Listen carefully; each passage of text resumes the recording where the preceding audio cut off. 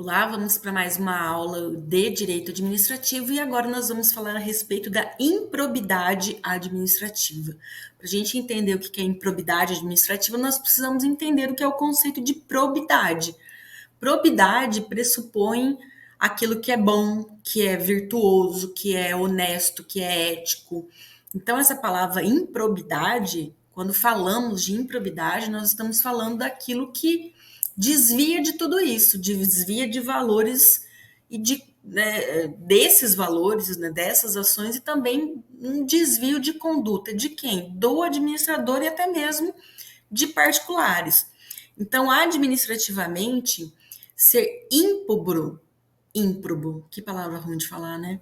É abusar do poder que é conferido a alguém no exercício de uma função pública. E isso causa prejuízo principalmente ao erário público, né, ao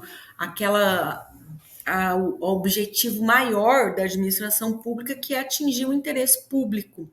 Então, quando nós temos que a improbidade administrativa é uma expressão técnica para falar de corrupção administrativa, é uma corrupção, mas é uma corrupção de forma administrativa, desvio de conduta, falta de retidão e principalmente a desobediência aos princípios éticos. Essa expressão, ela significa a violação daqueles princípios que norteiam a conduta jurídica vigente, principalmente a conduta do administrador. Então, a ética, ela é extremamente necessária na conduta do administrador, além da ética, a transparência, a honestidade, o compromisso e principalmente a impessoalidade naqueles serviços que são prestados, né, à população, aos contribuintes. E além disso, tem que haver, obviamente, a legalidade em todas aquelas ações que são executadas pelo administrador. Então, a improbidade é a conduta do gestor que contraria tudo aquilo que é necessário e desejável. Onde que está a previsão legal disso? Primeiro, na Constituição. A gente precisa ressaltar que, num regime republicano, num regime democrático, os governantes, os administradores têm que prestar contas daquilo que eles fazem. A irresponsabilidade é totalmente contrária ao regime democrático e ao regime republicano. Isso faz parte daqueles regimes despóticos, onde existem os déspotas, onde eles não precisam prestar contas para ninguém, onde eles nem mesmo têm medo de serem punidos. Então, o dever de probidade irradia daí, desse princípio da moralidade que está lá no artigo 37, no inciso 52 da Constituição Federal, na verdade, no inciso 72 do artigo 5º da Constituição Federal.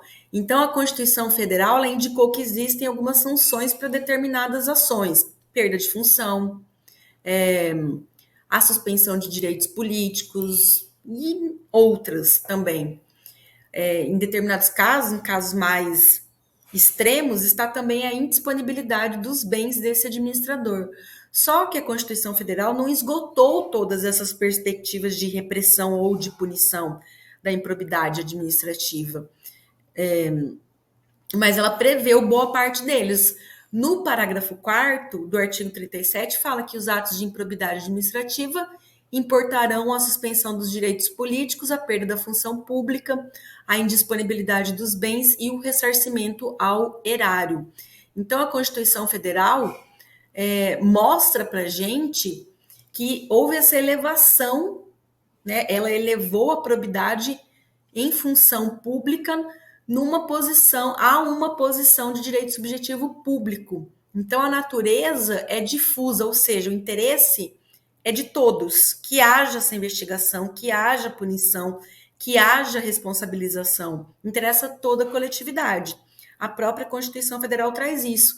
Mas também a Lei de Improbidade Administrativa, que é a Lei 8.429, de 2 de junho, ela foi alterada pela Lei 14.230, de 2021. Por que houve essa alteração?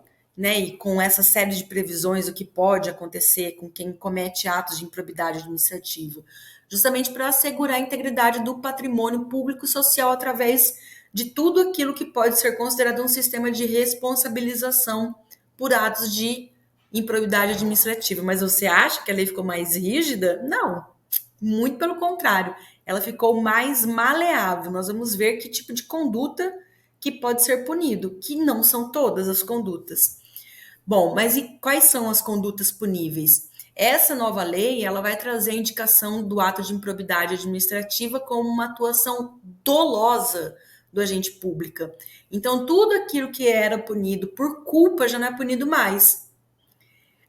O artigo 1º da lei fala, no parágrafo 1º, fala que consideram-se atos de improbidade administrativa as condutas dolosas tipificadas no artigo 9, 10 e 11 dessa lei. Então, agora, para ser punido, não basta o agente querer.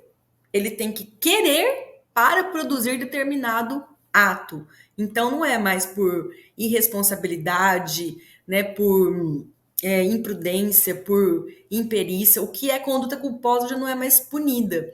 No artigo 11, fala que constitui o ato de improbidade administrativa que atenta contra os princípios da administração pública a ação ou omissão dolosa.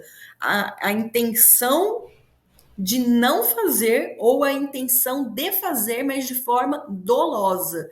Então, dê uma olhada depois na lei, mas você vai ver que somente as condutas dolosas é que podem ensejar esses atos de improbidade administrativa. Antes, né, da Lei 14.230, era possível a existência de atos de improbidade culposos, mas agora é 100% de forma dolosa. É para passar raiva mesmo, tá? E aí nós temos o entendimento do STF. A respeito do entendimento do STF, nós temos que destacar que o STF ele entendeu que é necessário dolo específico. Dolo genérico já não é mais admitido. Então tem que ser demonstrado que o infrator agiu com uma intenção específica. Eu agi dessa forma para produzir determinado resultado. Se não houver esses elementos, então não tem mais o que ser punido. E essas teses de repercussão, elas foram fixadas da seguinte forma. Primeiro, é necessária a comprovação de responsabilidade subjetiva, né? Antes era culpa ou dolo, mas a culpa não se aplica mais, então é só dolo, tem que haver esse elemento subjetivo do dolo. Em segundo lugar, a norma benéfica, né, que é a 14.230, com a revogação da modalidade culposa do ato de improbidade administrativa, é irretroativa, ou seja, não tem incidência em relação à eficácia da coisa julgada, daquilo que já passou. Em terceiro lugar, nós vemos que, se foi punido por culpa e transitou em julgado, continua punido. Se não transitou em julgado, o juiz ele vai ter que analisar se houve dolo ou culpa. Se houve culpa, não é punido, tá? E se não é punido, o que acontece? Extingue o processo. E aí nós temos o novo regime prescricional, que é irretroativo, que aplica-se aos novos marcos temporais a partir da publicação da lei. Resumindo, não basta mais o dolo genérico. Qual que é o entendimento? E qual que é o problema desse entendimento? Primeiro que o Ministério Público vai ter que construir um conjunto probatório muito mais robusto para comprovar o dolo e para que seja alguma espécie de responsabilização. Então, a imprudência desarrazoada ou a negligência clara e ilegal, elas já não serão mais punidas se não existir um dolo específico. A improbidade por culpa, negligência, imprudência e imperícia não é mais punida, ok? Mas nos casos aonde existe, então, a improbidade administrativa, nós vemos alguns sujeitos. Primeiro, o sujeito passivo. Quem são?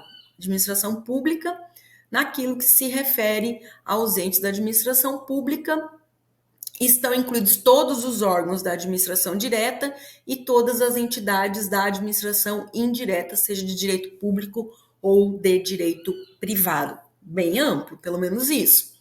Os entes privados podem ser sujeitos passivos, apenas são considerados vítimas dos atos de improbidade aqueles que possuem determinados vínculos com o Estado, ou seja, os particulares que estão ligados de alguma forma às regras da lei da improbidade administrativa, desde que tenha no funcionamento dessas entidades, desses entes privados, se houver o uso de dinheiro público, de alguma forma eles podem ser responsabilizados. Em que caso, por exemplo? No caso onde existe, por exemplo, uma empresa, um frigorífico, ele recebeu um incentivo de crédito por conta do BNDES. Aí ele pode sofrer também os efeitos da lei da improbidade administrativa. Ou então para qualquer ente para o qual de alguma forma o poder público tenha contribuído para a sua criação ou para o seu custeio, certo? O legislador ele traçou essa diferença entre esses entes particulares, né, nas entidades privadas para a criação ou para custeio do erário. Ele mostrou que o ressarcimento ao erário ele vai se limitar, então, àquela parcela dos danos que foram sofridos pelo poder público, o que indica se tratar de sujeitos passivos secundários, ok? Mas, então, o particular pode ser um sujeito passivo? Pode. Pode ser um sujeito passivo. E também pode ser um sujeito ativo. Os sujeitos ativos são aquelas pessoas que podem vir cometer atos que sejam configurados como improbidade administrativa. No artigo 2º da lei, fala que, para efeitos dessa lei, consideram-se agente público ou agente político, servidor público e todo aquele que exerce, ainda que transitoriamente ou sem remuneração, por eleição, nomeação, designação, contratação, qualquer outra forma de investidura ou vínculo, mandato, cargo, emprego ou função nas entidades referidas no artigo 1º dessa lei. Precisamos atentar para essas circunstâncias de caráter transitório sem remuneração. São aqueles agentes públicos que exercem as suas atribuições em caráter transitório e que de alguma forma não, mesmo que eles não recebam por isso. Não é alguém que está investido definitivamente no cargo, mas é alguém que de alguma forma está exercendo alguma função pública, ainda que em caráter transitório. Em terceiro lugar, nós temos os particulares, em conjunto com o agente público, é o que está descrito no artigo 3º da lei, que fala: a disposição dessa lei são aplicáveis no que couber àquele que, mesmo não sendo agente público, induza ou concorra dolosamente para a prática do ato de improbidade. Nós vemos, então, no caput desse artigo, que também são considerados sujeitos praticantes de atos de improbidade os particulares, muitas vezes chamados de terceiros, que atuaram em conjunto com esses agentes públicos, ou induzindo esse agente público ao cometimento do ato de improbidade, ou concorrendo dolosamente com ele e para sua prática, ok? Nós temos muito mais a falar a respeito de improbidade administrativa, mas o que você precisa guardar neste momento é isso que foi posto. Importante você lembrar também que a improbidade administrativa é uma infração cível, diferente de crimes como peculato. Peculato é na área criminal, na área penal, tá? Porém, o mesmo ato praticado pelo agente público pode ser passível de dupla punição, né? Tanto na esfera civil quanto na esfera criminal. O conceito de agente público ele é muito amplo, ele inclui servidores, agentes políticos e qualquer pessoa que exerça função pública, mesmo que temporariamente. É isso que você precisa saber a respeito de improbidade administrativa. Se houver alguma dúvida, me mande no e-mail profdanielamenin@gmail.com. Um abraço e até a próxima.